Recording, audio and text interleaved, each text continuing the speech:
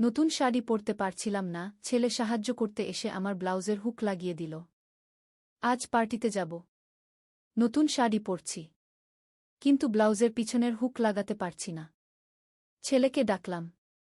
সে এসে আমার পিছনে দাঁড়াল।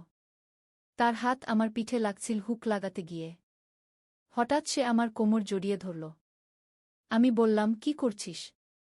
সে বলল, মা, তোমাকে শাড়ি পরাচ্ছি। আমার কোমরে শাড়ি জড়াতে গিয়ে তার হাত বারবার আমার শরীরে লাগছিল। সে খুব যত্ন করে প্রতিটা ভাঁজ করে দিচ্ছিল। আমি আয়নায় দেখছিলাম। সে আমার পিছন থেকে আমার কাঁধে হাত রেখে বলল, মা, তুমি দেখতে কত সুন্দর। তার মুখ আমার কানের কাছে। সে বলল, একটা স্বামী যেমন তার স্ত্রীকে সাজিয়ে দেয়, আমিও তোমাকে তেমনি সাজিয়ে দিচ্ছি। আমি কাঁপলাম। সে আমার ঠোঁটে লিপস্টিক লাগিয়ে দিল। তার আঙুল আমার ঠোঁটে স্পর্শ করল।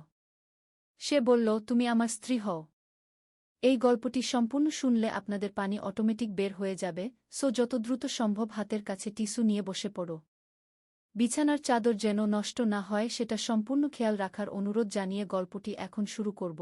তার আগে সর্বশেষ অনুরোধ, দয়া করে এমন পানি বের করার গল্প নিয়মিত শুনতে আমাদের চ্যানেলটি সকলেই সাবস্ক্রাইব করুন। ধন্যবাদ। হ্যালো বন্ধুরা, আমার নাম পূর্ণিমা চট্টোপাধ্যায়। আমার বয়স ৩৯ বছর। আমার স্বামীর নাম রাহুল চট্টোপাধ্যায়, বয়স ৫২ বছর। আমাদের ২ সন্তান, সৌরভ আর তানিয়া। সৌরভ ২১ বছর বয়সী, বিশ্ববিদ্যালয়ে পড়ে। তানিয়া ১৪ বছর বয়সী, নবম শ্রেণীতে পড়ে। আজকের ঘটনাটা শুরু হয়েছিল একটা অদ্ভুত স্বপ্ন দিয়ে। সকালে ঘুম থেকে উঠে দেখি সৌরভ আমার রুমে এসে দাঁড়িয়ে আছে। তার চোখে একটা অদ্ভুত চাহনি। সে বলল, মা, তুমি কি জানো আমাদের বাড়ির নিচে কি লুকানো আছে? আমি অবাক হয়ে বললাম, কি বলছিস তুই? সে আমার হাত ধরে বলল, চলো আমার সাথে। আমি দেখব তোমাকে এমন কিছু যা তুমি কখনো দেখোনি। তার স্পর্শে আমার শরীরে একটা শিহরণ খেলে গেল। সে আমাকে নিয়ে গেল বাড়ির পিছনের দিকে। সেখানে একটা পুরানো কূপ আছে যেটা আমরা কখনো ব্যবহার করি না। সৌরভ কূপের পাশে গিয়ে একটা লুকানো সিঁড়ি দেখালো যেটা নিচের দিকে নেমে গেছে। সে বলল, মা, এই সিঁড়ি দিয়ে নেমে যাও। আমি যেখানে নিয়ে যাব, তুমি সেখানে আমার একমাত্র সঙ্গী হবে।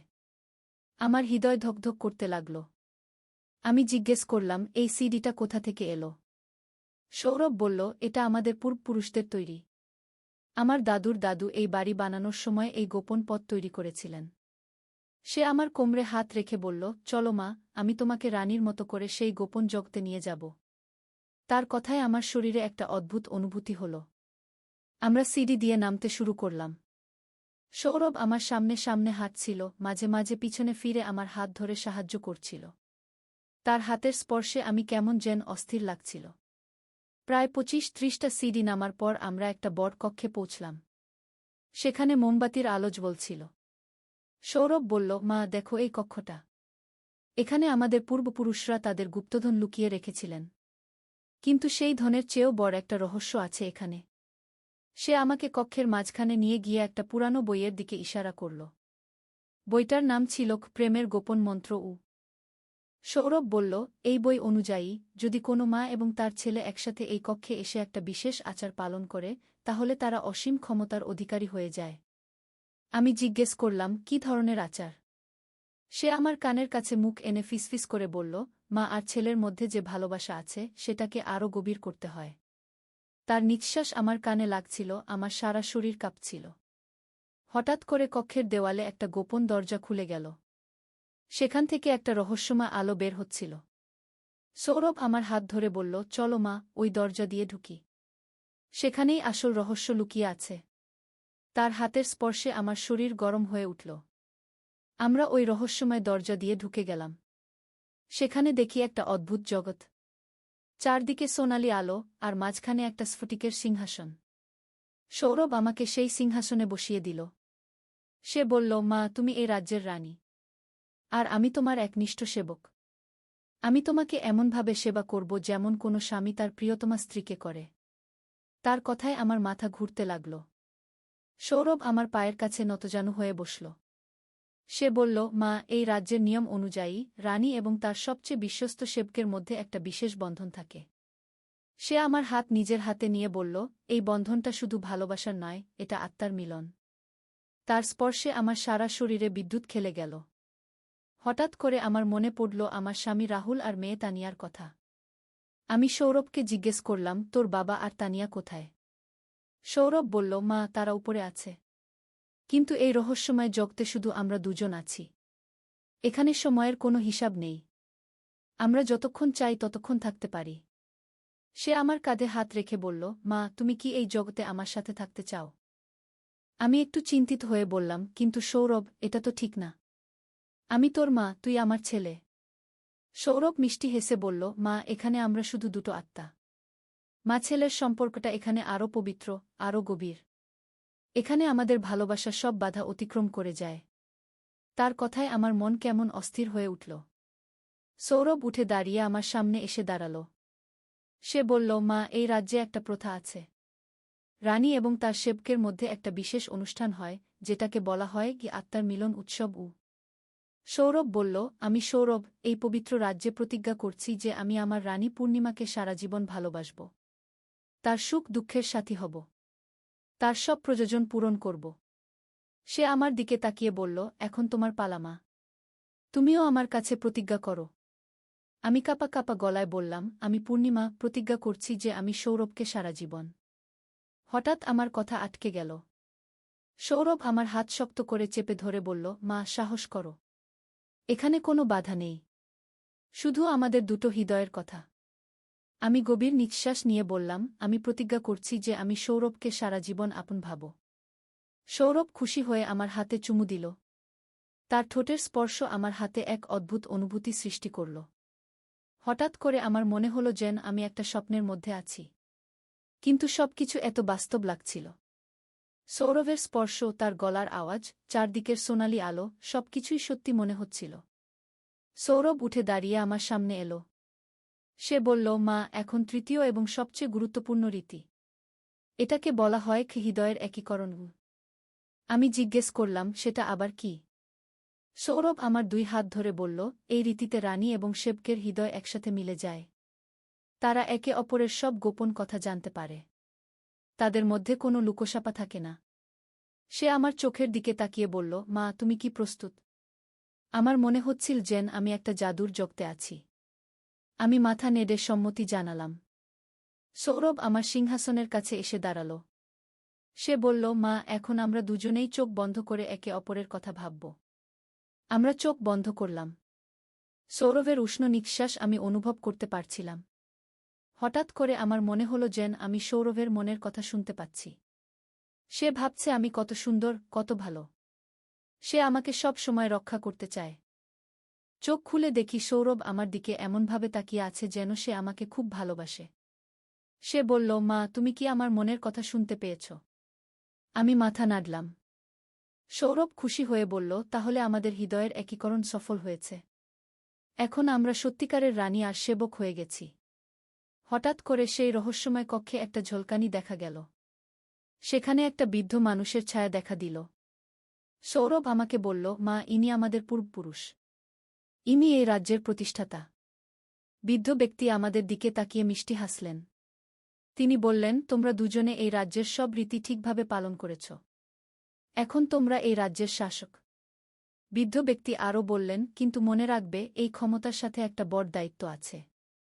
তোমাদের এই ভালোবাসা দিয়ে পৃথিবীর অন্যান্য মানুষদের সাহায্য করতে হবে। তোমাদের হৃদয়ের এই পবিত্র বন্ধন দিয়ে তোমরা অন্যদের মধ্যেও ভালোবাসা ছড়িয়ে দিতে পারবে। আমি আর সৌরভ মাথা নেড়ে সম্মতি জানালাম। বৃদ্ধ ব্যক্তি আমাদের দিকে একটা সোনার আংটি এগিয়ে দিলেন। তিনি বললেন, এই আংটি তোমাদের এই বিশেষ বন্ধনের প্রতীক। যখনই তোমরা এই আংটি দেখবে, তখনই তোমাদের এই পবিত্র প্রতিজ্ঞার কথা মনে পড়ে যাবে। সৌরভ সেই আংটি নিয়ে আমার হাতে পরিয়ে দিল। আংটিটা পরার সাথে সাথে আমার মনে একটা অদ্ভুত শান্তি নেমে এল। বৃদ্ধ ব্যক্তি বললেন, এখন তোমাদের উপরের জগতে ফিরে যেতে হবে। কিন্তু মনে রাখবে, তোমাদের এই বিশেষ সম্পর্কের কথা কেউ বুঝবে না। তাই এটা তোমাদের মধ্যেই গোপন রাখতে হবে। তোমরা বাইরের জগতে স্বাভাবিক মা ছেলের মতো আচরণ করবে, কিন্তু হৃদয়ে তোমাদের এই পবিত্র বন্ধনের কথা সব সময় মনে রাখবে। আমরা সেই রহস্যময় কক্ষ থেকে বের হয়ে এলাম। উপরে উঠে দেখি এখনও ভোর হয়নি। মনে হলো যেন আমরা ঘণ্টাব্যাপী সেখানে ছিলাম, কিন্তু আসলে হয়তো কয়েক মিনিটই কেটেছে। সৌরভ আমার হাত ধরে বলল, মা, এই অভিজ্ঞতা আমাদের জীবনটা পাল্টে দেবে। আমরা এখন আর আগের মতো নেই। আমাদের মধ্যে একটা বিশেষ বন্ধন তৈরি হয়েছে। ঘরে ফিরে আমি আয়নায় নিজেকে দেখলাম।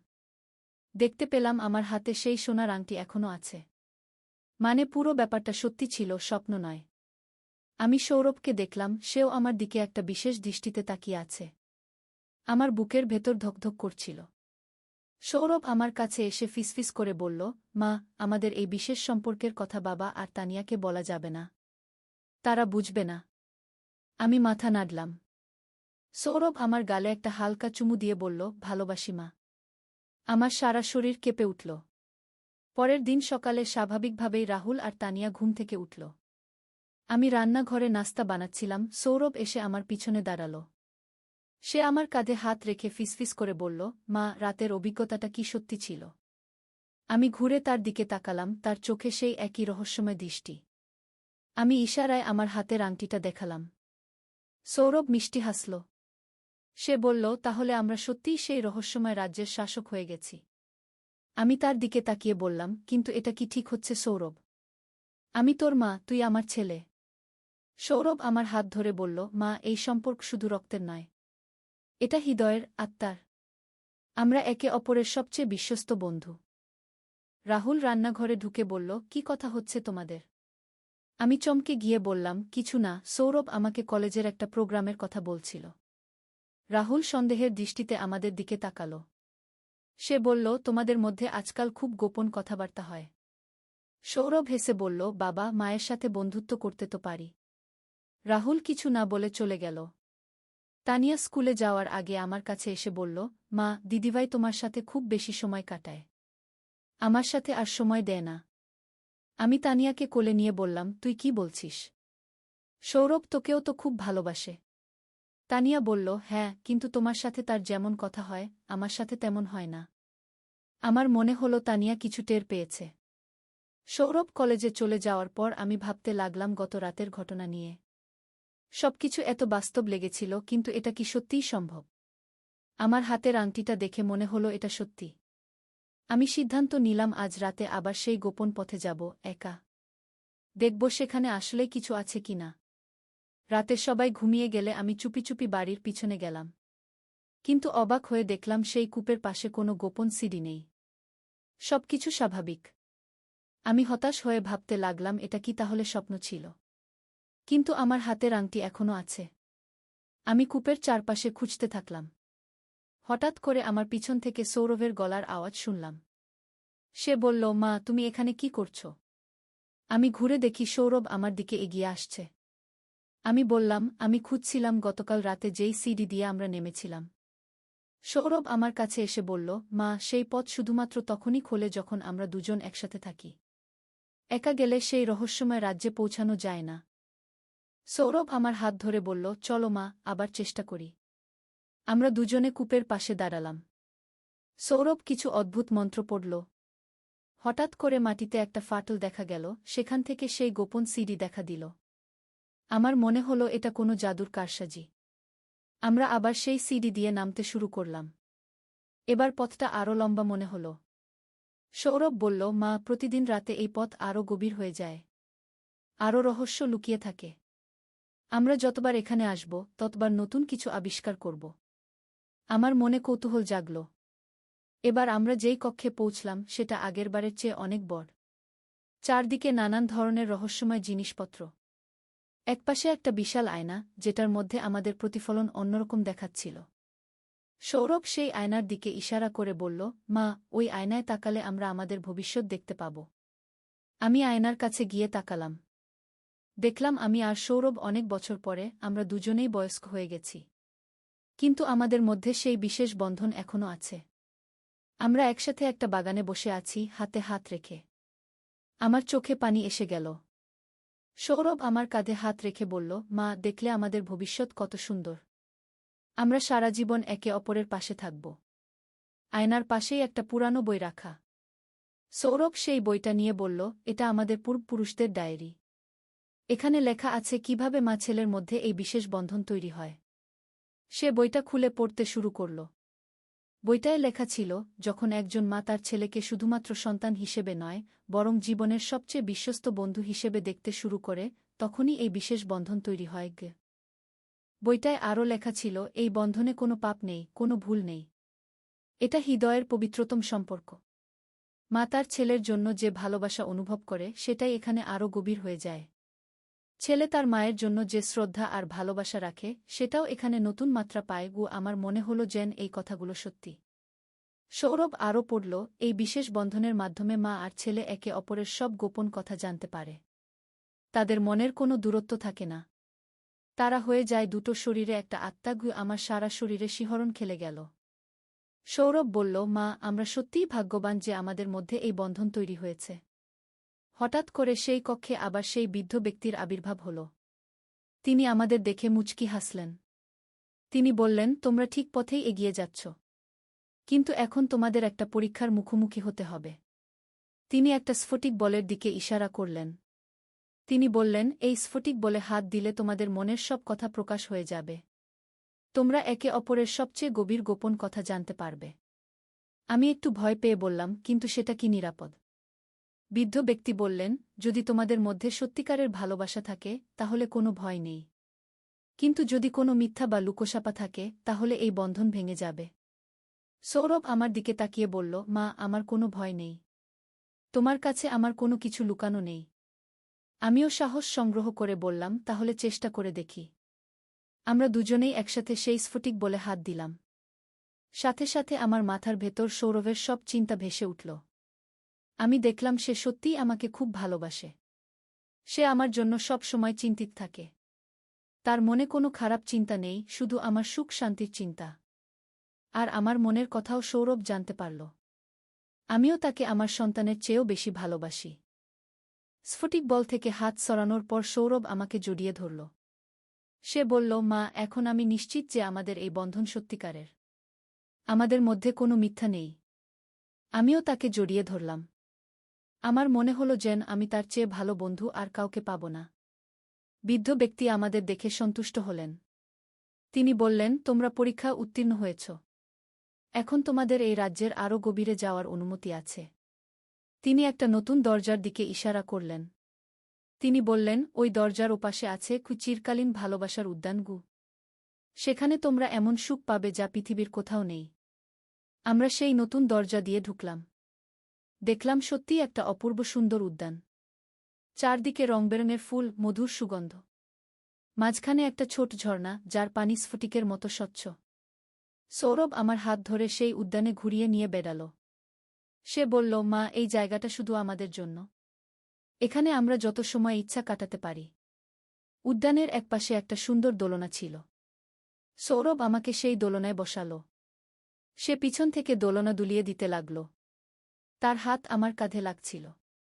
আমার খুব ভালো লাগছিল। সে বলল, মা, তুমি জানো আমি তোমাকে কত ভালোবাসি। তুমি আমার জীবনের সবচেয়ে গুরুত্বপূর্ণ মানুষ। আমি তার কথায় গলে গেলাম। সৌরভ দোলনার সামনে এসে আমার সামনে বসল। সে বলল, মা, এই উদ্যানে একটা নিয়ম আছে। যারা এখানে আসে তাদের একে অপরকে সবচেয়ে সুন্দর স্মৃতি উপহার দিতে হয়। আমি তোমাকে আমার সবচেয়ে সুন্দর স্মৃতি উপহার দিতে চাই। সে আমার হাত নিয়ে তার কপালে রাখল। হঠাৎ করে আমার মনে তার ছোটবেলার অনেক সুন্দর স্মৃতি ভেসে উঠল। আমি দেখলাম ছোট সৌরভ যখন প্রথম হাঁটতে শিখেছিল, সে সোজা আমার কাছে দৌড়ে এসেছিল। তার প্রথম কথা ছিল, ও মা গু। স্কুলে প্রথম দিন যাওয়ার সময় সে কেঁদেছিল, আমাকে ছেড়ে যেতে চায়নি। প্রতিদিন স্কুল থেকে ফিরে প্রথমেই আমাকে খুঁজত।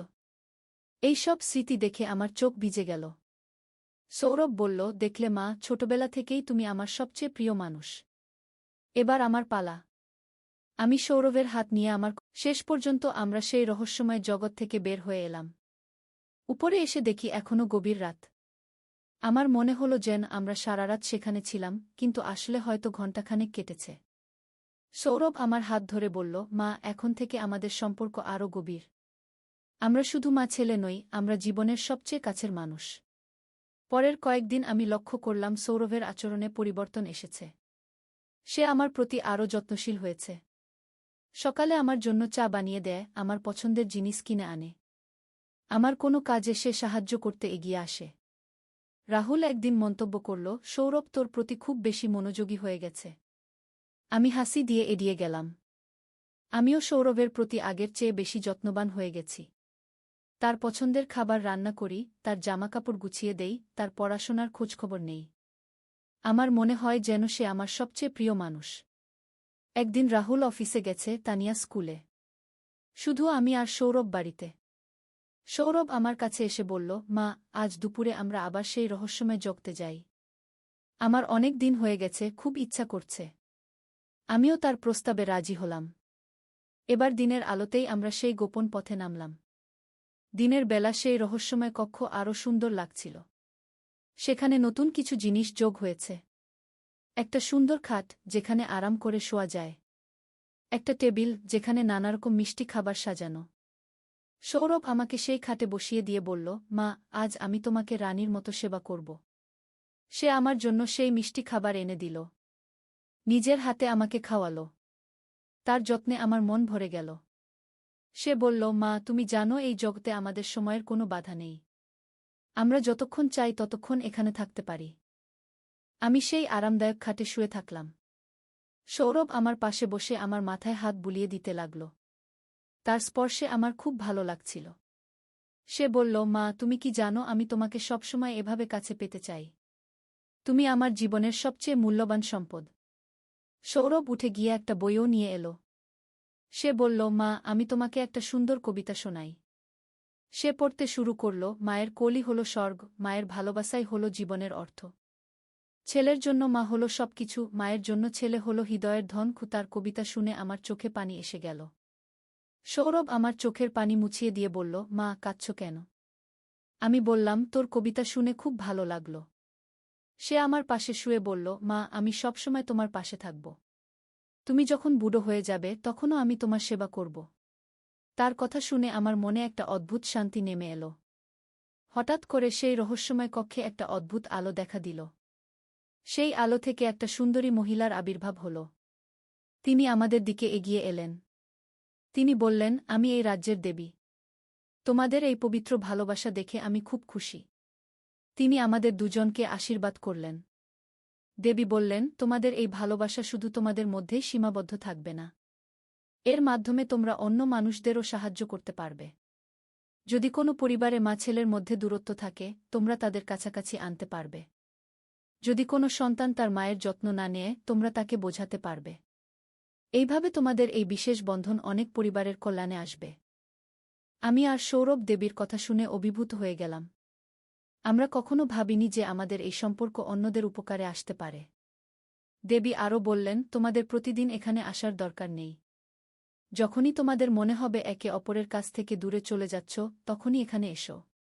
এই জায়গা তোমাদের বন্ধনকে আরও মজবুত করবে। দেবী আমাদের একটা বিশেষ উপহার দিলেন। একজোড়া চেইন, যেটা আমরা গলায় পরতে পারি। তিনি বললেন, এই চেইন পরলে তোমরা যে কোনো জায়গায় থাকো না কেন, একে অপরের মনের কথা জানতে পারবে। যদি একজন কষ্টে থাকে, অন্যজন সেটা অনুভব করতে পারবে।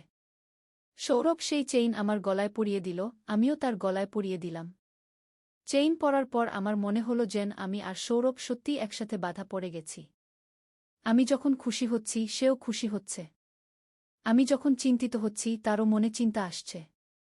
এটা একটা অদ্ভুত কিন্তু সুন্দর অনুভূতি।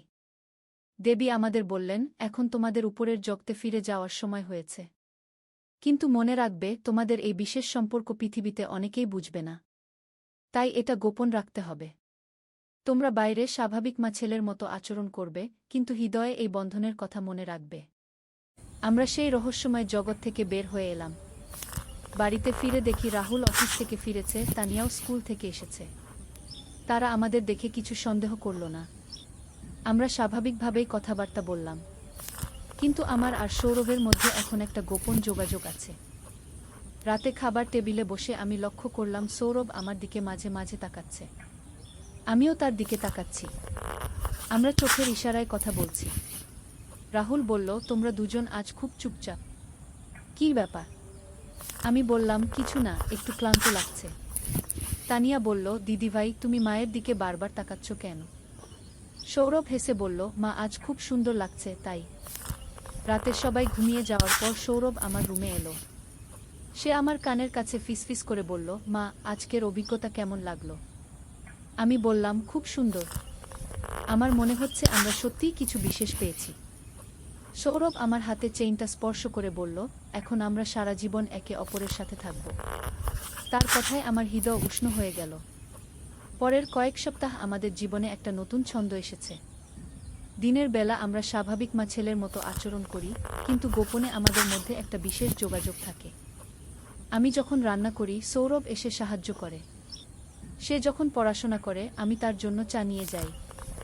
আমাদের এই যত্নের মধ্যে একটা গভীর ভালোবাসা আছে। একদিন আমাদের পাড়ার একটা পরিবারের সমস্যা দেখা দিল। সেই পরিবারের ছেলে তার মায়ের সাথে খারাপ ব্যবহার করছিল। মা খুব কষ্ট পাচ্ছিলেন। সৌরভ আমাকে বলল, মা, আমরা কি তাদের সাহায্য করতে পারি? দেবী তো বলেছিলেন আমাদের এই ভালোবাসা অন্যদের কাজে লাগাতে। আমরা সেই পরিবারের কাছে গেলাম। আমি সেই মায়ের সাথে কথা বললাম, সৌরভ সেই ছেলেটার সাথে কথা বলল। আমরা তাদের বোঝালাম মা ছেলের সম্পর্ক কত পবিত্র, কত সুন্দর। সৌরভ সেই ছেলেটাকে বলল, তোমার মা তোমার জন্য কত কিছু করেছেন, তুমি তার সাথে খারাপ ব্যবহার করতে পারো না। আশ্চর্যের বিষয় হলো, আমাদের কথা শুনে সেই ছেলেটার মনে পরিবর্তন এলো। সে তার মায়ের কাছে ক্ষমা চাইল। সেই মা খুব খুশি হলেন। তিনি আমাদের অনেক ধন্যবাদ দিলেন। আমার আর সৌরভের মনে হলো যেন আমরা সত্যিই কিছু ভালো কাজ করতে পেরেছি। এরপর আমাদের এলাকায় আরও অনেক পরিবারে আমরা সাহায্য করেছি। যেখানে মা ছেলের মধ্যে দূরত্ব ছিল, আমরা সেখানে তাদের কাছে এনেছি। যেখানে ছেলেরা তাদের মায়ের যত্ন নিচ্ছিল না, আমরা তাদের বুঝিয়েছি। আমাদের এই কাজ দেখে মানুষজন আমাদের খুব সম্মান করতে শুরু করেছে। রাহুল একদিন বলল, তোমরা দুজনের মধ্যে এত ভালো বোঝাপড়া যে অন্যদের সাহায্য করতে পারছ। আমি গর্বিত যে আমার স্ত্রী আর ছেলে এত ভালো কাজ করছে। তানিয়াও বলল, দিদিভাই, তুমি আর মা একসাথে অনেক ভালো কাজ করছো। আমিও তোমাদের মতো হতে চাই। কিন্তু আমাদের এই সুখের জীবনে একদিন একটা সমস্যা দেখা দিল। আমাদের একটা আত্মীয় এসেছিল বেড়াতে। সে আমার আর সৌরভের আচরণ দেখে সন্দেহ করতে শুরু করল। সে রাহুলকে বলল, তোমার স্ত্রী আর ছেলের মধ্যে একটু বেশি ঘনিষ্ঠতা মনে হচ্ছে। এটা কি স্বাভাবিক? রাহুল প্রথমে কিছু বলেনি, কিন্তু পরে সে আমাদের আচরণ লক্ষ্য করতে শুরু করল। একদিন সে দেখল আমি আর সৌরভ একসাথে অনেকক্ষণ কথা বলছি, হাসছি। সে একটু সন্দেহ করল। রাতে সে আমাকে জিজ্ঞেস করল, তুমি আর সৌরভের মধ্যে এখন অনেক বেশি ঘনিষ্ঠতা, কোনো বিশেষ কারণ আছে? আমি ঘাবড়ে গিয়ে বললাম, না তো, সৌরভ আমার ছেলে। আমরা মা ছেলে হিসেবেই কথাবার্তা বলি। কিন্তু রাহুল সন্তুষ্ট হলো না। সে বলল, কিন্তু আমার মনে হচ্ছে তোমাদের মধ্যে কিছু একটা আছে যেটা আমি বুঝতে পারছি না। আমি বললাম, তুমি অযথা সন্দেহ করছো। কিন্তু রাহুলের সন্দেহ দিন দিন বাড়তে লাগল। সে আমাদের উপর নজরদারি করতে শুরু করল। একদিন সে সৌরভকে ডেকে বলল, তুই তোর মায়ের সাথে খুব বেশি সময় কাটাচ্ছিস। তোর বয়সী ছেলেরা বন্ধুদের সাথে থাকে, তুই সবসময় মায়ের সাথে কেন? সৌরভ বলল, বাবা, মায়ের সাথে থাকতে কি অসুবিধা? রাহুল বলল, না, তবে একটা সীমা থাকা দরকার। এই পরিস্থিতি আমার আর সৌরভের জন্য কষ্টকর হয়ে উঠল। আমরা আগের মতো স্বাধীনভাবে কথাবার্তা বলতে পারছি না। রাহুল সবসময় আমাদের দেখছে। একদিন রাতে আমি আর সৌরভ আবার সেই রহস্যময় জগতে গেলাম। আমরা দেবীর কাছে আমাদের সমস্যার কথা বললাম। দেবী বললেন, এই ধরনের সমস্যা আমি আগেও দেখেছি। পৃথিবীর মানুষ এই বিশেষ ভালোবাসা বুঝতে পারে না। তারা ভাবে এটা কিছু অস্বাভাবিক। কিন্তু তোমরা জানো এটা কত পবিত্র। তোমাদের সাবধানে চলতে হবে। বাইরের জগতে এই সম্পর্ক আরও গোপন রাখতে হবে। দেবী আমাদের একটা উপায় বললেন। তিনি বললেন, তোমরা বাইরে আরও দূরত্ব বজায় রাখো, কিন্তু মনে মনে এই বন্ধন ধরে রাখো। যখন একেবারে প্রয়োজন হবে তখন এখানে এসে মিলিত হও। এইভাবে তোমাদের সম্পর্ক বাঁচিয়ে রাখতে পারবে। আমরা দেবীর উপদেশ মেনে চলতে শুরু করলাম। বাইরে আমরা আগের চেয়ে কম কথা বলতে লাগলাম। সৌরভ আরও বেশি তার বন্ধুদের সাথে সময় কাটাতে শুরু করল। আমিও অন্যান্য কাজে নিজেকে ব্যস্ত রাখলাম। কিন্তু আমাদের গলার চেইনের মাধ্যমে আমরা একে অপরের মনের কথা জানতে পারতাম। কয়েক মাস পর রাহুলের সন্দেহ কমে গেল। সে ভাবল হয়তো সত্যিই কিছু নেই, আমি অযথা সন্দেহ করেছিলাম। আমাদের জীবন আবার স্বাভাবিক হয়ে এলো। কিন্তু আমরা আগের চেয়ে আরও সতর্ক হয়ে গেলাম। একদিন আমাদের এলাকায় একটা বড় ঘটনা ঘটল। একটা পরিবারে মা মারা গেলেন, সেই পরিবারের ছেলেটা খুব শোকে ভেঙে পড়ল। সে বলতে লাগলো, আমি কখনো আমার মায়ের সাথে ভালো ব্যবহার করিনি, এখন সব শেষ। আমি আর সৌরভ সেই ছেলেটার কাছে গেলাম। আমরা তাকে বোঝালাম যে মায়ের ভালোবাসা কখনো শেষ হয় না। সে এখনো তোমার সাথে আছেন, অন্যভাবে। সৌরভ বলল, তুমি এখন অন্য মায়েদের সেবা করে তোমার মায়ের আত্মার শান্তি দিতে পারো। আমাদের কথা শুনে সেই ছেলেটার মনে শান্তি এলো। সে আমাদের ধন্যবাদ দিল। এই ঘটনার পর আমার মনে হলো যে আমার আর সৌরভের এই বিশেষ বন্ধন সত্যিই অর্থবহ। আমরা শুধু নিজেদের সুখেই সীমাবদ্ধ নই, আমরা অন্যদের সাহায্য করতে পারছি। আমাদের ভালোবাসা অন্যদের জীবনে আলো নিয়ে আসছে। তানিয়া একদিন আমার কাছে এসে বলল, মা, আমিও চাই তোমার আর দিদিভাইয়ের মতো কাছের কেউ থাকুক। তোমাদের দেখে আমার খুব ভালো লাগে। আমি তানিয়াকে কোলে নিয়ে বললাম, তুই তো আমার মেয়ে, আমি তোকেও একইভাবে ভালোবাসি। তানিয়া খুশি হয়ে বলল, তাহলে আমিও তোমার বিশেষ বন্ধু। ধীরে ধীরে আমাদের পুরো পরিবারে একটা সুন্দর পরিবেশ তৈরি হলো। সবাই একে অপরকে বেশি যত্ন করতে শুরু করল। রাহুল আমার প্রতি আরও মনোযোগী হলো, তানিয়া সৌরভের সাথে আরও ভালো সম্পর্ক গড়ে তুলল। আমাদের বাড়িতে একটা সুখের পরিবেশ তৈরি হলো। কিন্তু আমার আর সৌরভের মধ্যে সেই বিশেষ বন্ধন আরও গভীর হয়ে গেল। আমরা এখন মানসিকভাবে এতটা কাছে যে একজনের কষ্ট অন্যজন অনুভব করতে পারি। একজনের আনন্দে অন্যজনও খুশি হয়। এটা একটা অলৌকিক অভিজ্ঞতা। 1 বছর পর আমাদের পরিবারে একটা বড় পরিবর্তন এলো। সৌরভের বিয়ে ঠিক হলো। একটা খুব ভালো পরিবারে, মেয়েটাও খুব ভালো। কিন্তু এই খবর শুনে আমার মনে একটা অদ্ভুত কষ্ট হলো। আমার মনে হলো যেন আমার সবচেয়ে কাছের মানুষটা আমার কাছ থেকে দূরে চলে যাচ্ছে। সৌরভও আমার এই কষ্ট অনুভব করল। সে আমার কাছে এসে বলল, মা, আমি বিয়ে করলেও তোমার থেকে দূরে যাব না। আমাদের এই বিশেষ বন্ধন সারা জীবন থাকবে। আমি বললাম, কিন্তু তোর স্ত্রী কি এটা বুঝবে? সৌরভ বলল, আমি তাকে বোঝাবো যে একজন ছেলের জন্য তার মা কত গুরুত্বপূর্ণ। বিয়ের আগে আমরা আরেকবার সেই রহস্যময় জগতে গেলাম। দেবী আমাদের বললেন, সৌরভের বিয়ের পরও তোমাদের এই বন্ধন অটুট থাকবে। কিন্তু এটা আরও গোপনীয়তার সাথে পালন করতে হবে। তোমাদের নতুন পরিস্থিতির সাথে খাপ খাওয়াতে হবে। দেবী আরও বললেন, সৌরভের স্ত্রীও সময়ের সাথে এই পরিবারের অংশ হয়ে যাবে। তোমরা তাকেও তোমাদের এই ভালোবাসার মধ্যে স্থান দেবে। এতে তোমাদের বন্ধন আরও সমৃদ্ধ হবে। আমি আর সৌরভ দেবীর কথা মেনে নেওয়ার প্রতিজ্ঞা করলাম। সৌরভের বিয়ে হলো। তার স্ত্রী অনিতা খুব সুন্দর আর ভালো মেয়ে। সে আমাকে খুব সম্মান করে, আমার যত্ন নেয়। প্রথমে আমার মনে হয়েছিল সে হয়তো আমার আর সৌরভের মধ্যে সমস্যা তৈরি করবে। কিন্তু অনিতা খুব বুদ্ধিমতী। সে বুঝে গেল আমার আর সৌরভের মধ্যে একটা বিশেষ বন্ধন আছে। একদিন অনিতা আমার কাছে এসে বলল, মা, আমি দেখেছি আপনার আর সৌরভের মধ্যে খুব গভীর ভালোবাসা আছে। আমি চাই আমিও এই পরিবারের অংশ হয়ে যাই। আমার কথা শুনে খুব ভালো লাগলো। আমি তাকে কোলে নিয়ে বললাম, তুই তো আমার মেয়ের মতো।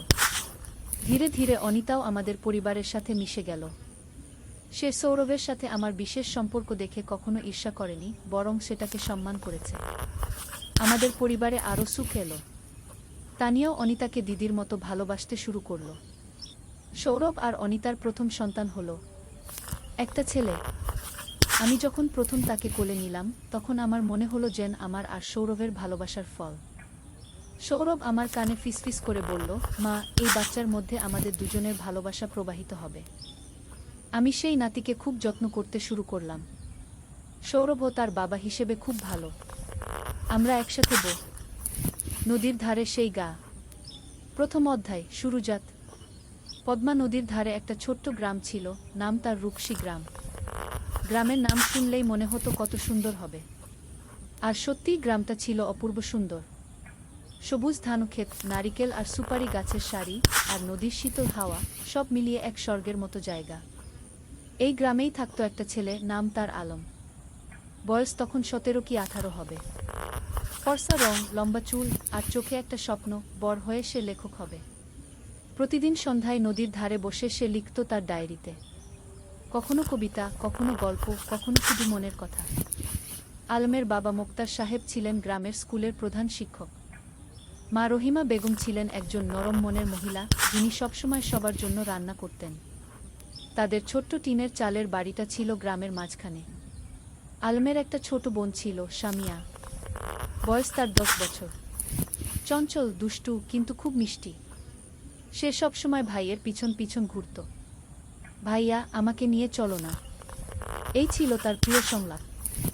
দ্বিতীয় অধ্যায়, নতুন প্রতিবেশী। একদিন গ্রামে নতুন একটা পরিবার এলো। তারা ঢাকা থেকে এসেছিল। বাবা একজন সরকারি চাকরিজীবী, বদলি হয়ে এই উপজেলায় এসেছেন।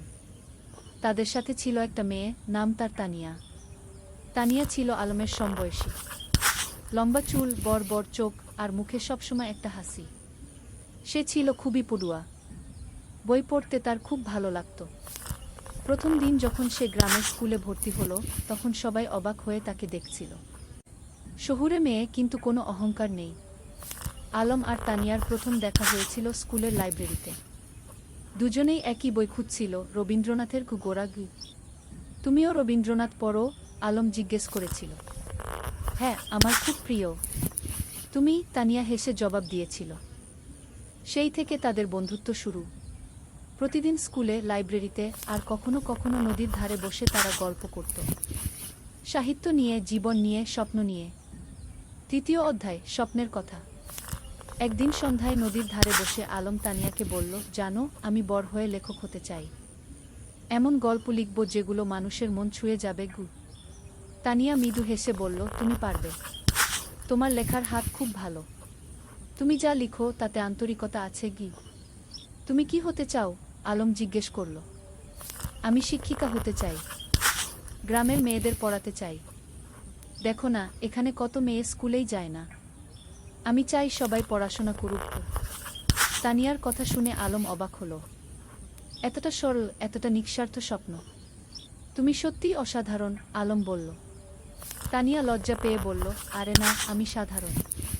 তবে হ্যাঁ, আমি মানুষের জন্য কিছু করতে চাই। সেদিন থেকে আলমের মনে তানিয়ার জন্য একটা বিশেষ জায়গা তৈরি হলো। সে বুঝতে পারছিল না এটা কি অনুভূতি, কিন্তু তানিয়াকে না দেখলে তার দিন ভালো যেত না। চতুর্থ অধ্যায়, বর্ষাকাল। বর্ষা এলো। পদ্মা নদী ফুলে ফেঁপে উঠল। চারিদিকে পানি আর পানি। স্কুল বন্ধ হয়ে গেল। বৃষ্টি থামার নাম নেই।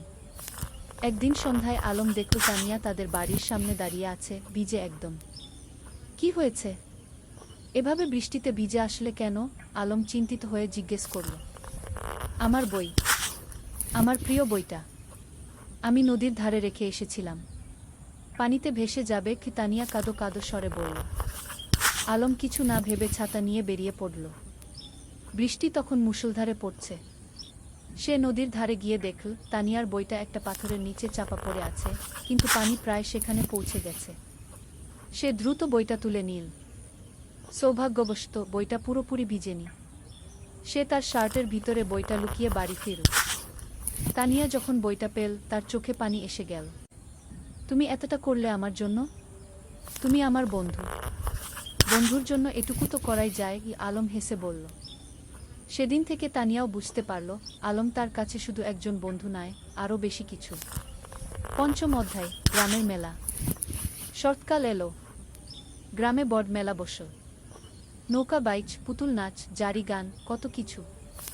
সারা গ্রামে উৎসবের আমেজ। আলম আর তানিয়া একসাথে মেলা ঘুরছিল। স্বামীও ছিল তাদের সাথে। সে দুষ্টুমি করে বলল, ভাইজা, তানিয়া আপু তোমার বউ হবে? আলম আর তানিয়া দুজনেই লজ্জা পেয়ে গেল। আলম স্বামীয়াকে বকা দিল, কিন্তু মনে মনে সে ভাবছিল, সত্যিই তো, তানিয়াকে ছাড়া তার জীবন অসম্পূর্ণ মনে হয়। মেলায় একটা পুতুলের দোকানে তানিয়া একটা সুন্দর পুতুল দেখে মুগ্ধ হয়ে গেল। কিন্তু দাম শুনে হতাশ হলো, 50 টাকা। তার কাছে এত টাকা ছিল না। আলম চুপি চুপি পুতুলটা কিনে নিল। মেলা শেষে যখন বাড়ি ফিরছিল, তখন সে তানিয়াকে পুতুলটা দিল। এটা তুমি আমার জন্য? তানিয়া অবাক হয়ে বলল। তুমি যেটা চেয়েছিলে সেটা তোমার হওয়া উচিত। কি? আলম মৃদু হেসে বলল। তানিয়া পুতুলটা বুকে জড়িয়ে ধরল। ধন্যবাদ, আলম। তুমি সত্যিই খুব ভালো। সেদিন রাতে আলম তার ডায়েরিতে লিখল, আজ আমি বুঝেছি ভালোবাসা কাকে বলে। যাকে দেখলে বুক ভরে যায়, যার জন্য নিজের সবকিছু দিয়ে দিতে ইচ্ছা করে, সেই তো ভালোবাসা। ষষ্ঠ অধ্যায়, সংকট। কিন্তু জীবন তো সবসময় সুখের থাকে না। একদিন আলমের বাবা হঠাৎ অসুস্থ হয়ে পড়লেন। ডাক্তার বলল তাকে ঢাকায় নিয়ে যেতে হবে ভালো চিকিৎসার জন্য। আলম দুশ্চিন্তায় পড়ে গেল। ঢাকায় যেতে হলে অনেক টাকা লাগবে। তাদের পরিবার তো সচ্ছল নয়। তানিয়া যখন এ খবর পেল সে তার বাবাকে বলল। তানিয়ার বাবা একজন ভালো মানুষ ছিলেন। তিনি আলমের বাবার চিকিৎসার জন্য টাকা দিতে রাজি হলেন। না না, এভাবে আমরা নিতে পারব না, মোক্তার সাহেব বললেন। আপনি আমার মেয়ের শিক্ষকের বাবা। আমার দায়িত্ব আপনার সেবা করা, তানিয়ার বাবা বললেন। শেষ পর্যন্ত আলমের বাবাকে ঢাকায় নিয়ে যাওয়া হলো। আলম আর তার মা তার সাথে গেল। সামিয়া থেকে গেল গ্রামে তানিয়াদের বাড়িতে। ঢাকায় থাকতে হলো প্রায় 1 মাস। সেই 1 মাস আলম প্রতিদিন তানিয়াকে চিঠি লিখত। মোবাইল ফোন তো তখন সবার ছিল না। চিঠি ছিল যোগাযোগের মাধ্যম। তানিয়াও প্রতিদিন চিঠির অপেক্ষায় থাকত। আলমের চিঠি পড়ে সে বুঝতে পারত আলম কতটা কষ্টে আছে, কতটা দুশ্চিন্তায় আছে। সে নিজেও আলমের জন্য দোয়া করত। 7ম অধ্যায়, ফিরে আসা। অবশেষে মোক্তার সাহেব সুস্থ হয়ে উঠলেন। ডাক্তার বললেন এখন তিনি বাড়ি যেতে পারবেন, কিন্তু সতর্ক থাকতে হবে। যেদিন আলম গ্রামে ফিরল সেদিন পুরো গ্রাম খুশিতে আত্মহারা। সবাই মোক্তার সাহেবকে দেখতে এলো। তানিয়াও এলো সামিয়াকে নিয়ে। আলম তানিয়াকে দেখে বলল, তোমার চিঠিগুলো আমাকে শক্তি দিয়েছে। ঢাকায় যখন খুব কষ্ট লাগত তখন তোমার চিঠি পড়ে আবার ভালো লাগত। আমি জানতাম তুমি ফিরে আসবে। আমি বিশ্বাস রাখিনি, হারাইনি, তানিয়া মৃদু হেসে বলল। সেদিন বিকেলে নদীর ধারে বসে আলম তানিয়াকে বলল, তানিয়া, আমি তোমাকে কিছু বলতে চাই। বলো, তানিয়া বলল। আমি তোমাকে ভালোবাসি। ঢাকায় থাকার সময় প্রতিটা মুহূর্তে তোমার কথা মনে পড়েছে। তুমি ছাড়া আমার জীবন অর্থহীন। তানিয়া কিছুক্ষণ চুপ করে রইল। তারপর বলল, আমিও তোমাকে ভালোবাসি আলম, কিন্তু আমরা এখনো ছোট। আমাদের পড়াশোনা শেষ করতে হবে, নিজেদের প্রতিষ্ঠিত করতে হবে। তারপর আমরা একসাথে থাকব। আলম তার কথা শেষ করল। হ্যাঁ, একসাথে থাকব, তানিয়া হেসে মাথা নাড়ল। 8ম অধ্যায়, সময়ের পরীক্ষা। পরের কয়েক বছর দ্রুত কেটে গেল। আলম আর তানিয়া দুজনেই খুব ভালো ছাত্র ছিল। এসএসসি পরীক্ষায় দুজনেই জিপিএ 5 পেল। এরপর তারা ঢাকায় কলেজে ভর্তি হল। আলম নটরডেম কলেজে আর তানিয়া হলিক্রস কলেজে। গ্রাম ছেড়ে শহরে আসতে হলো। শহরের জীবন ছিল অন্যরকম। ব্যস্ততা, ভিড়, শব্দ, সবকিছু গ্রামের থেকে আলাদা। কিন্তু আলম আর তানিয়া তাদের লক্ষ্য থেকে বিচলিত হল না।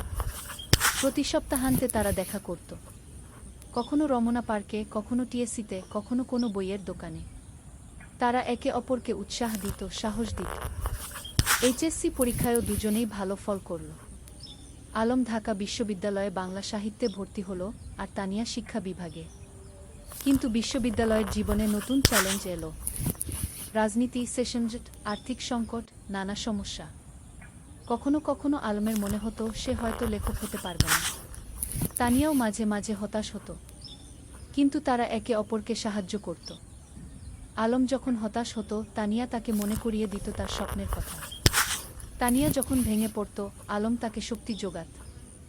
9ম অধ্যায়, স্বপ্ন পূরণের পথে।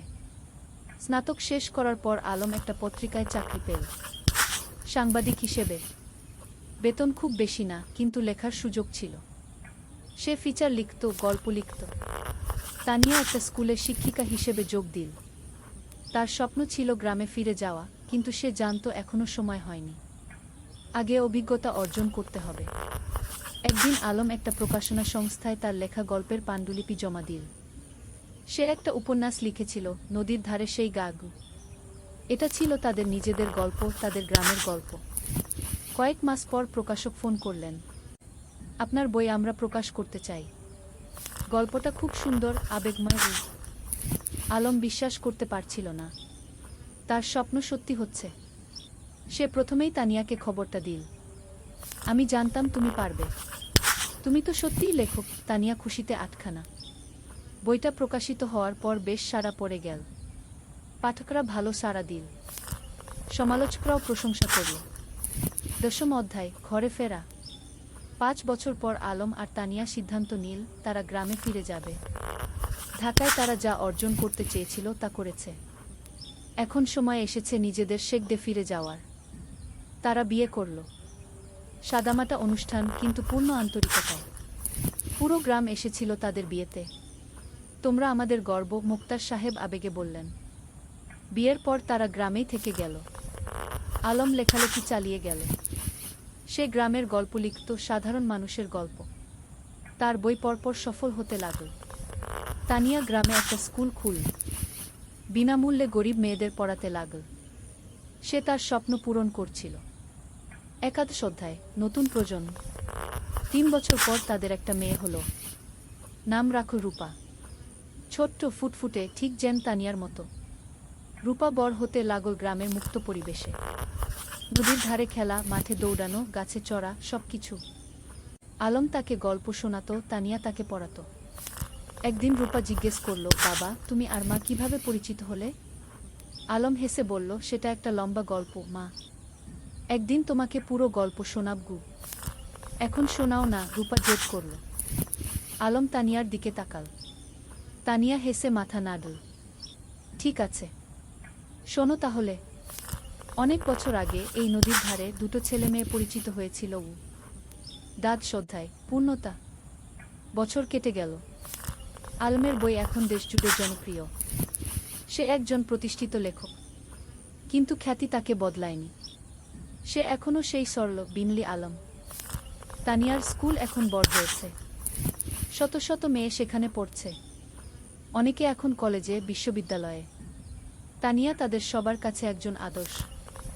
একদিন সন্ধ্যায় নদীর ধারে বসে আলম তানিয়াকে বলল, তুমি জানো, এই জায়গাটাই আমার সবচেয়ে প্রিয়। এখানেই আমরা প্রথম একসাথে বসেছিলাম, স্বপ্নের কথা বলেছিলাম। আর এখন সেই স্বপ্ন পূরণ হয়েছে, তানিয়া বলল। শুধু পূরণই না, আরও বেশি কিছু পেয়েছি। তোমাকে পেয়েছি, রূপাকে পেয়েছি, এই সুন্দর জীবনটা পেয়েছি গু। রূপা তখন দৌড়ে এসে তাদের কোলে বসল। বাবা, আমি বড় হয়ে তোমার মতো লেখক হব। আলম হেসে মেয়ের মাথায় হাত বুলিয়ে দিল। তুমি যা হতে চাও তাই হবে মা। আমরা তোমার পাশে আছি। সূর্য তখন অস্ত যাচ্ছে নদীর ওপারে।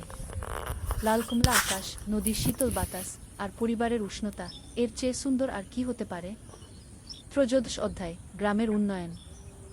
আলম আর তানিয়া শুধু নিজেদের নিয়েই ব্যস্ত ছিল না, তারা পুরো গ্রামের উন্নয়ন নিয়ে ভাবত। আলম তার লেখালেখি থেকে যা আয় করত, তার একটা অংশ গ্রামের উন্নয়নে ব্যয় করত।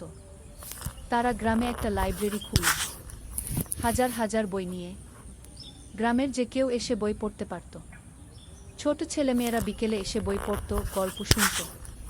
জ্ঞানী শক্তি, আলম সবসময় বলতো, আমরা যদি আমাদের নতুন প্রজন্মকে শিক্ষিত করতে পারি, তাহলে গ্রাম এমনিতেই উন্নত হবে। তানিয়া তার স্কুলে শুধু পড়াশোনাই শেখাতো না, জীবন দক্ষতাও শেখাতো। মেয়েদের শেখাতো কিভাবে আত্মবিশ্বাসী হতে হয়, কিভাবে নিজের মতামত প্রকাশ করতে হয়, কিভাবে স্বাবলম্বী হতে হয়। শিক্ষা মানে শুধু বই পড়া নয়, তানিয়া বলতো। শিক্ষা মানে জীবনকে বুঝতে শেখা, মানুষ হয়ে ওঠা। গ্রামের মানুষ তাদের এই প্রচেষ্টায় খুব খুশি ছিল। যারা আগে মেয়েদের স্কুলে পাঠাতে চাইত না, তারাও এখন পাঠাতে শুরু করেছে। একদিন গ্রামের প্রবীণ হাজী সাহেব আলমকে বললেন, বাবা, তোমরা আমাদের গ্রামের জন্য যা করছো, সেটা আল্লাহ কবুল করুন। তোমরা না থাকলে আমাদের গ্রাম এখনো অন্ধকারেই থাকত। আলম বিনয়ের সাথে বলল, চাচা, আমরা তো এই গ্রামেরই সন্তান। আমাদের দায়িত্ব এই গ্রামের সেবা করা। চতুর্দশ অধ্যায়, বাধা আর সংগ্রাম। কিন্তু জীবন তো সবসময় মসৃণ পথে চলে না। একদিন গ্রামে একটা বড় সমস্যা দেখা দিল। পদ্মা নদীর ভাঙন শুরু হলো। প্রতিদিন নদী গ্রামের জমি গিলে খাচ্ছে। অনেক পরিবার তাদের বাড়িঘর হারাচ্ছে। ফসলের জমি নদীতে তলিয়ে যাচ্ছে। মানুষ আতঙ্কিত। আলম আর তানিয়া বসে থাকল না। তারা একটা সভা ডাকে। পুরো গ্রামের মানুষ এলো। আমরা যদি একসাথে কাজ করি, তাহলে আমরা নদীর ভাঙন রোধ করতে পারব, আলম বলল। আমাদের সরকারের কাছে দরখাস্ত দিতে হবে, আমাদের নিজেদেরও কিছু পদক্ষেপ নিতে হবে। তারা একটা কমিটি গঠন করল। জেলা প্রশাসকের কাছে দরখাস্ত দিল। সংবাদপত্রে লিখল। আলম তার লেখনীর মাধ্যমে এই সমস্যা তুলে ধরল সারা দেশে। কয়েক মাসের সংগ্রামের পর সরকার নড়েচড়ে বসল। নদীর তীরে বাঁধ নির্মাণের কাজ শুরু হলো। ধীরে ধীরে ভাঙন থামল। গ্রামের মানুষ স্বস্তির নিঃশ্বাস ফেলল। তোমরা আমাদের গ্রামকে বাঁচিয়েছ, একজন বৃদ্ধ আলমকে আশীর্বাদ করলেন। আমরা সবাই মিলে বাঁচিয়েছি, আলম বলল। এটা সবার প্রচেষ্টার ফল। ৫০ অধ্যায়, রূপার স্বপ্ন। রূপা এখন ১০ বছরের। খুব মেধাবী মেয়ে। স্কুলে সব সময় প্রথম হয়। কিন্তু শুধু পড়াশোনায় নয়, সে খেলাধুলায়, গানেও ভালো। একদিন রূপা তার বাবা মাকে বলল, আমি ডাক্তার হতে চাই। গ্রামের মানুষদের সেবা করব। আলম আর তানিয়া খুশি হল। তাদের মেয়ে অন্যের সেবা করতে চায়, এর চেয়ে বড় গর্বের আর কি হতে পারে? তুমি যা হতে চাও, আমরা তোমাকে সাহায্য করব, তানিয়া বলল। কিন্তু রূপার একটা শর্ত ছিল। আমি ঢাকায় না, গ্রামেই থাকব। এখানেই পড়ব, এখানেই ডাক্তারি করব। আলম হেসে বলল, কেন মা? ঢাকায় তো ভালো সুযোগ পাবে। বাবা, তুমি আর মা যেমন গ্রামে ফিরে এসেছ, আমিও তাই চাই। গ্রামের মানুষদের সবচেয়ে বেশি সাহায্যের দরকার। এই কথা শুনে আলমের চোখে পানি এসে গেল। তার মেয়ে তার আদর্শকে ধারণ করছে। রূপা খুব পরিশ্রমী ছিল। প্রতিদিন ভোরে উঠে পড়াশোনা করত। মায়ের স্কুলে ছোটদের পড়াতে সাহায্য করত। বাবার লেখার কাজেও হাত লাগাত। রূপা, তুমি এত কাজ করো, ক্লান্ত হয়ে যাও না? তানিয়া একদিন জিজ্ঞেস করল। না মা, আমি যখন মানুষের উপকার করি তখন আমার ভালো লাগে। ক্লান্তি লাগে না, রূপা হেসে জবাব দিল। শ্রদ্ধায় পুরস্কার। আলমের লেখালেখি এখন দেশের সীমা পেরিয়ে গেছে। তার বই অনুবাদ হয়েছে বিভিন্ন ভাষা। বিদেশেও পাঠক তৈরি হয়েছে। একদিন একটা খবর এলো, আলম জাতীয় সাহিত্য পুরস্কার পেতে যাচ্ছে। এটা দেশের সর্বোচ্চ সাহিত্য পুরস্কার। পুরো গ্রাম আনন্দে উদ্বেলিত। আমাদের আলম জাতীয় পুরস্কার পাবে, সবাই গর্ব করে বলতে লাগল। পুরস্কার দেওয়ার অনুষ্ঠান হলো ঢাকায়। প্রধানমন্ত্রী নিজে পুরস্কার তুলে দিলেন আলমের হাতে। আপনার লেখা আমাদের গ্রাম বাংলার প্রকৃত চিত্র তুলে ধরে, প্রধানমন্ত্রী বললেন। আপনি দেশের গর্ব। আলম বিনয়ের সাথে পুরস্কার নিল। তার মনে পড়ল সেই দিনগুলোর কথা, যখন সে নদীর ধারে বসে স্বপ্ন দেখত লেখক হওয়ার। পুরস্কার পাওয়ার পর আলম একটা বক্তৃতা দিল। এই পুরস্কার শুধু আমার একার নয়। এটা আমার স্ত্রী তানিয়ার, আমার মেয়ে রূপার, আমার গ্রামের সব মানুষের। তারা আমাকে অনুপ্রাণিত করেছে, সাহস দিয়েছে। তানিয়ার চোখে খুশির অশ্রু। তার স্বামী এত বড় সম্মান পেল, কিন্তু তবুও সে নিজের কৃতিত্ব সবার সাথে ভাগ করে নিচ্ছে। ৭০ অধ্যায়, তানিয়ার স্বীকৃতি। আলমের পুরস্কার পাওয়ার ১ বছর পর তানিয়াও একটা সম্মান পেল।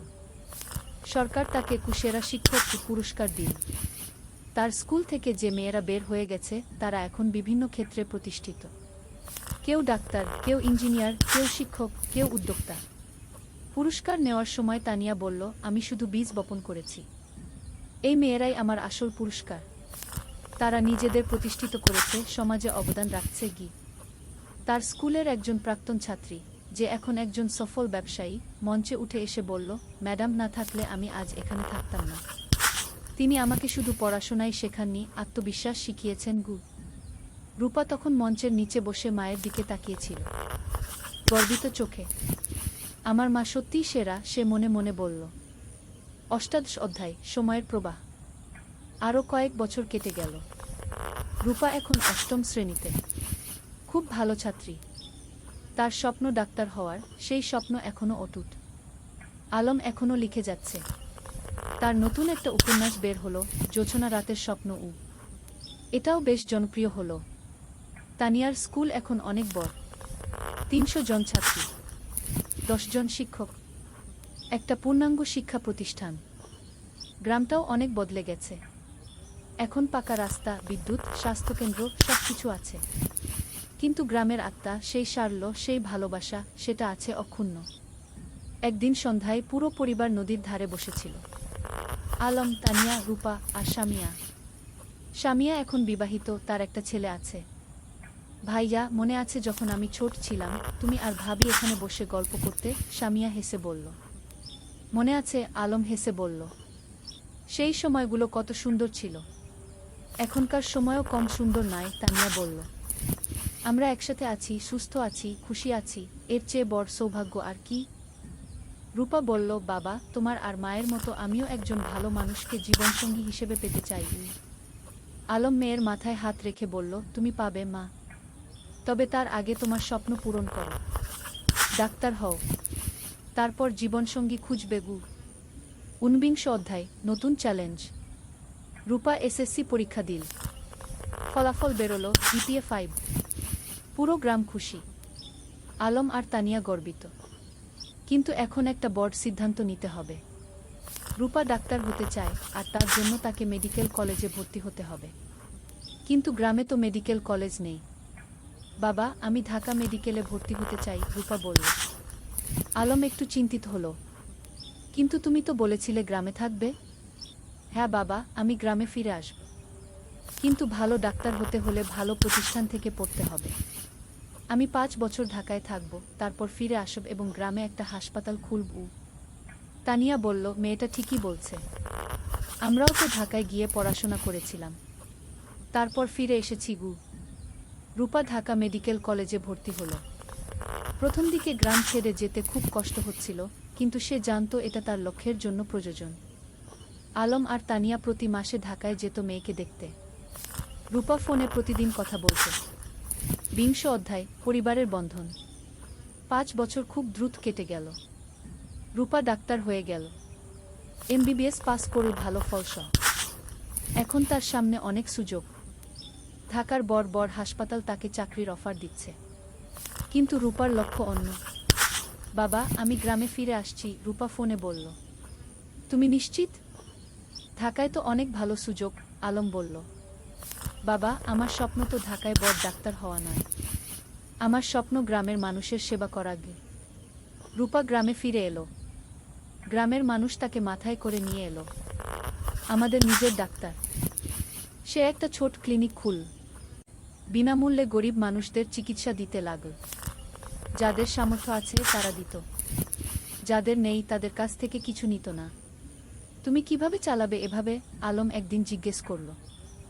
বাবা, তুমি তো লেখক হয়েছ মানুষের সেবা করার জন্য, মা শিক্ষিকা হয়েছে সেবার জন্য। আমিও তাই। টাকা পয়সা পরে দেখা যাবে। আলম মেয়েকে জড়িয়ে ধরল। তুমি আমাদের গর্ব। 1 অধ্যায় নতুন সঙ্গী। রূপা যখন ক্লিনিকে ব্যস্ত, তখন একদিন একজন তরুণ ডাক্তার এলো। তার নাম ফাহিম। সে ঢাকা থেকে এসেছে গ্রামাঞ্চলে স্বেচ্ছাসেবা করতে। ফাহিম আর রূপা একসাথে কাজ করতে লাগল। দুজনেই একই স্বপ্ন দেখে, গ্রামের মানুষের সেবা করা। ধীরে ধীরে তাদের মধ্যে বন্ধুত্ব হলো। তারপর সেই বন্ধুত্ব ভালোবাসায় রূপান্তরিত হলো। একদিন ফাহিম আলমের কাছে এলো। চাচা, আমি রূপাকে বিয়ে করতে চাই। আলম হেসে বলল, তুমি কি রূপাকে জিজ্ঞেস করেছ? হ্যাঁ, সে রাজি, ফাহিম লজ্জা পেয়ে বলল। তানিয়া খুশিতে আটখানা। আমার মেয়ে একজন ভালো মানুষ পেয়েছে। রূপা আর ফাহিমের বিয়ে হলো। সাদামাটা কিন্তু আন্তরিক অনুষ্ঠান। পুরো গ্রাম এসেছিল। বিয়ের পর তারা দুজন মিলে ক্লিনিক চালাতে লাগল। তারা স্বপ্ন দেখে গ্রামে একটা বড় হাসপাতাল করার। বিংশ অধ্যায় 3 প্রজন্ম। 2 বছর পর রূপার একটা ছেলে হলো। নাম রাখল আয়ান।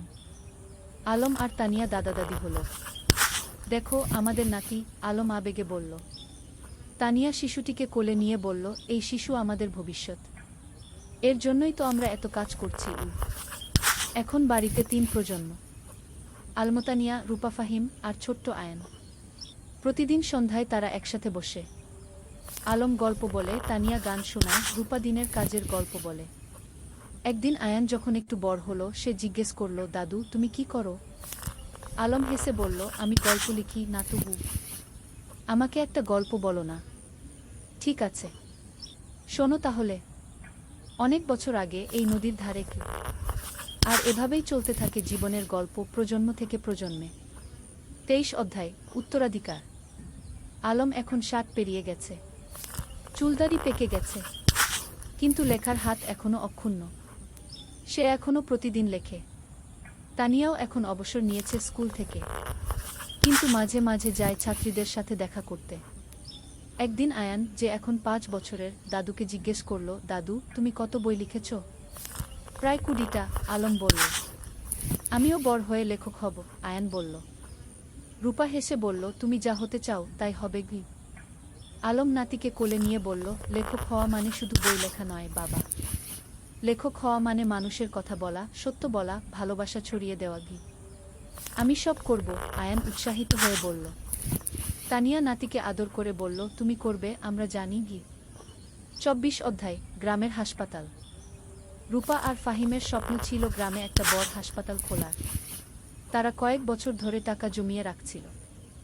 আলমও তার রয়্যালটির একটা অংশ দিয়েছিল। অবশেষে সেই দিন এলো। তারা একটা ৩ তলা হাসপাতাল তৈরি করল। নাম দিল রূপসী হাসপাতাল। উদ্বোধনের দিন পুরো জেলা থেকে মানুষ এলো। স্বাস্থ্যমন্ত্রী নিজে এসে উদ্বোধন করলেন। এই হাসপাতাল শুধু একটা স্বাস্থ্যসেবা কেন্দ্র নয়, মন্ত্রী বললেন, এটা একটা স্বপ্নের বাস্তবায়ন। ডা রূপা আর ডা ফাহিম যা করেছেন সেটা অনুকরণীয়। হাসপাতালে 10টা বেড, অপারেশন থিয়েটার, ল্যাবরেটরি, সবকিছু আছে। আর সবচেয়ে বড় কথা, গরিবদের জন্য বিনামূল্যে চিকিৎসার ব্যবস্থা। আলম গর্বে বুক ফুলিয়ে বলল, আমার মেয়ে যা করেছে আমি কলম দিয়ে তা করতে পারিনি। তুমি কলম দিয়ে মানুষের মন ছুঁয়েছ, আমি হাত দিয়ে মানুষের শরীর সারাচ্ছি। দুটোই সমান গুরুত্বপূর্ণ, রূপা বলল। 25 অধ্যায় প্রত্যাবর্তন। একদিন গ্রামে একটা আশ্চর্য ঘটনা ঘটল। যে ছেলেটা 30 বছর আগে গ্রাম ছেড়ে আমেরিকায় গিয়েছিল সে ফিরে এলো। তার নাম জামিল। সে আমেরিকায় একজন সফল ব্যবসায়ী। কিন্তু বয়স হয়েছে, এখন শেখদে ফিরতে চায়। জামিল আলমের সাথে দেখা করতে এলো। আমি তোমার বই পড়েছি আমেরিকায় বসে। সেই বই পড়ে আমার গ্রামের কথা মনে পড়ে গেল, তাই ফিরে এলাম। স্বাগতম, আলম হাসি মুখে বলল। জামিল বলল, আমি এই গ্রামের জন্য কিছু করতে চাই। তুমি কি পরামর্শ দাও? আলম ভাবল একটু, তারপর বলল, গ্রামে একটা কারিগরি প্রশিক্ষণ কেন্দ্র খোলো। যুবকদের হাতে কলমে কাজ শেখাও। তাহলে তারা চাকরি পাবে, স্বাবলম্বী হবে। জামিল খুশি হল। চমৎকার আইডিয়া। কয়েক মাসের মধ্যে একটা কারিগরি প্রশিক্ষণ কেন্দ্র খোলা হলো। সেখানে ছেলেমেয়েরা কম্পিউটার, ইলেকট্রনিক্স, সেলাই, রান্না, নানা বিষয়ে প্রশিক্ষণ পেতে লাগল। এভাবে একে একে গ্রামে নতুন নতুন সুবিধা যুক্ত হতে লাগল। কেউ ফিরে এসে স্কুলে দান করল, কেউ রাস্তা বানিয়ে দিল, কেউ মসজিদ মন্দির সংস্কার করল। আলম দেখছিল আর ভাবছিল, একজন মানুষ যদি ভালো কাজ শুরু করে তাহলে সেটা অন্যদেরও অনুপ্রাণিত করে। কি 26 অধ্যায় পরবর্তী প্রজন্ম। আয়ান এখন 10 বছরের। খুব মেধাবী ছেলে।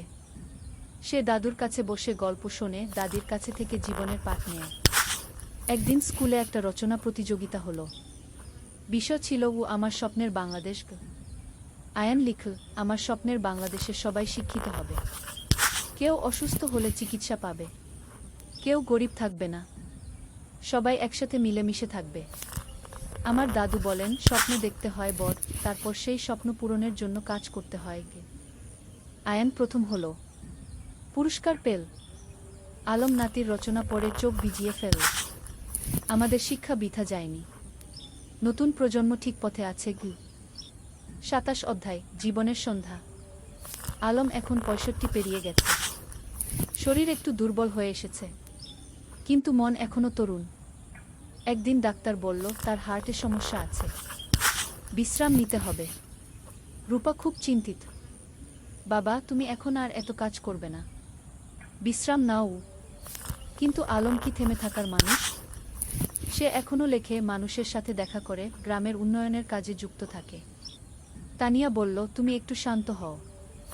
আমরা এত কাজ করেছি, এখন পরের প্রজন্মকে দায়িত্ব দাও। তুমি ঠিক বলছো, আলম মেনে নিল। কিন্তু আমার একটা শেষ ইচ্ছা আছে। কি? তানিয়া জিজ্ঞেস করল। আমি আমাদের জীবনের গল্পটা লিখতে চাই, একটা আত্মজীবনী, যাতে পরের প্রজন্ম জানতে পারে আমরা কিভাবে স্বপ্ন দেখেছিলাম, কিভাবে সেই স্বপ্ন পূরণ করেছিলাম। তুমি লেখো, তানিয়া হেসে বলল। আমি তোমাকে সাহায্য করব। 28 অধ্যায় শেষ বই। পরের 6 মাস আলম লিখল তার জীবনের গল্প। নদীর ধারে সেই গা, একটি জীবন কথা। কি নাম দিল? বইটাই ছিল তাদের প্রথম দেখা, প্রথম প্রেম, সংগ্রাম, সফলতা, ব্যর্থতা, সবকিছু। বই প্রকাশিত হওয়ার পর দেশজুড়ে সাড়া পড়ে গেল। মানুষ পড়ল আর অনুপ্রাণিত হল। একজন পাঠক চিঠি লিখল, আপনার বই পড়ে আমি বুঝেছি স্বপ্ন দেখা আর তা পূরণ করা সম্ভব। আমিও এখন আমার গ্রামে ফিরে যাব, কিছু করব। আলম এই চিঠি পড়ে খুশি হল। দেখো তানিয়া, আমাদের জীবন বৃথা যায়নি। আমরা মানুষকে অনুপ্রাণিত করতে পেরেছি। 29 অধ্যায় বিদায়। এক শীতের সকালে আলম ঘুম থেকে উঠল না। তার হার্ট অ্যাটাক হয়েছে। রূপা যতই চেষ্টা করল কিছু করতে পারল না। আলম চলে গেল। পুরো গ্রাম শোকে মুহ্যমান। আমাদের আলম চলে গেল, সবাই কাঁদল। তানিয়া কান্নায় ভেঙে পড়ল। তুমি আমাকে একা ফেলে চলে গেলে। রূপা মাকে সান্ত্বনা দিল। মা, বাবা চলে যায়নি। তার লেখায় সে বেঁচে আছে, তার কাজে সে বেঁচে আছে, আমাদের মধ্যে সে বেঁচে আছে। গি আলমের জানাজায় হাজার হাজার মানুষ এলো। তাকে সমাহিত করা হলো গ্রামের কবরস্থানে, নদীর পাশে, যেখানে সে জীবনের অনেকটা সময় কাটিয়েছে। 30 অধ্যায়, উত্তরাধিকার, শেষ অধ্যায়। আলমের মৃত্যুর পর তানিয়া ভেঙে পড়েনি। সে আরও শক্ত হয়েছে। আলম চলে গেছে, কিন্তু তার স্বপ্ন চলে যায়নি। আমাকে সেই স্বপ্ন বাঁচিয়ে রাখতে হবে। সে গ্রামের লাইব্রেরিটাকে কে আলম স্মৃতি লাইব্রেরিকে নাম দিল। সেখানে আলমের সব বই রাখা হলো। রূপা হাসপাতালে আরও বেশি মনোযোগী হলো। বাবা চাইতেন আমি মানুষের সেবা করি, আমি তাই করব। ফাহিম তার পাশে থেকে সাহায্য করল। আয়ান, যে এখন 15 বছরের, দাদুর মতো লিখতে শুরু করল। সে গল্প লেখে, কবিতা লেখে। একদিন আয়ান তানিয়াকে তার লেখা একটা গল্প দেখাল। গল্পের নাম দাদুর স্বপ্ন। তানিয়া পড়ল। চোখে পানি এলো। তোমার দাদু বেঁচে আছে তোমার মধ্যে। গি বছরের পর বছর কেটে গেল। গ্রামটা আরও উন্নত হলো। কিন্তু আলমকে কেউ ভুলল না। প্রতি বছর তার জন্মদিনে গ্রামে একটা সাহিত্য উৎসব হয়। তরুণ লেখকরা আসে, তাদের লেখা পড়ে। তানিয়া এখন 80 পেরিয়ে গেছে, কিন্তু এখনও প্রতিদিন স্কুলে যায়, ছাত্রীদের দেখে আসে। একদিন এক তরুণী তানিয়াকে জিজ্ঞেস করল, ম্যাডাম, আপনার আর আলম স্যারের গল্পটা কি সত্যি? তানিয়া হেসে বলল, হ্যাঁ, প্রতিটা শব্দ সত্যি। আমরা স্বপ্ন দেখেছিলাম, আর সেই স্বপ্ন পূরণ করেছিলাম। আমিও কি পারবো? তরুণী জিজ্ঞেস করল। অবশ্যই পারবে, তানিয়া দৃঢ়তার সাথে বলল। শুধু স্বপ্ন দেখো, তারপর সেই স্বপ্ন পূরণের জন্য কাজ করো, আর কখনো হাল ছেড়ে না। সেদিন সন্ধ্যায় নদীর ধারে বসে তানিয়া আকাশের দিকে তাকাল। আলম, তুমি কি দেখছো? আমরা যা শুরু করেছিলাম তা এখনো চলছে। তোমার স্বপ্ন বেঁচে আছে। নদীর জল কুলকুল করে বয়ে যাচ্ছে। বাতাসে যেন আলমের কণ্ঠস্বর ভেসে এলো, আমি জানতাম তুমি পারবে। আমরা একসাথে এই স্বপ্ন দেখেছিলাম, তুমি তা বাঁচিয়ে রেখেছ। ধন্যবাদ তানিয়া। তানিয়া হাসল, চোখে পানি কিন্তু মুখে হাসি। ধন্যবাদ তোমাকে আলম, তুমি আমার জীবনকে অর্থবহ করেছিলে। সমাপ্তি। এই ছিল আলম আর তানিয়ার গল্প। দুটো সাধারণ মানুষ যারা অসাধারণ স্বপ্ন দেখেছিল। আর সেই স্বপ্ন শুধু নিজেদের জন্যই ছিল না, ছিল সবার জন্য। আজও রূপসী গ্রামে যদি যাও, দেখবে আলম স্মৃতি লাইব্রেরি, তানিয়া বালিকা বিদ্যালয়, রূপসী হাসপাতাল, সবকিছু দাঁড়িয়ে আছে। এগুলো শুধু ভবন নয়, এগুলো স্বপ্নের বাস্তবায়ন। আর নদীর ধারে, যেখানে একদিন দুটো তরুণী বসে স্বপ্ন দেখেছিল, সেখানে এখন একটা ফলক লাগানো আছে। তাতে লেখা, যেখানে স্বপ্ন শুরু হয়েছিল। আলম ও তানিয়া, দুই স্বপ্নদ্রষ্টা, দুই সেবক, যারা প্রমাণ করেছেন স্বপ্ন দেখলে এবং কাজ করলে সবকিছুই সম্ভব। শিক্ষা, জীবনে স্বপ্ন দেখো বড়, তারপর সেই স্বপ্ন পূরণের জন্য নিরলসভাবে কাজ করো। নিজের জন্য নয়, সবার জন্য কিছু করার চেষ্টা করো। তাহলেই জীবন সার্থক হবে।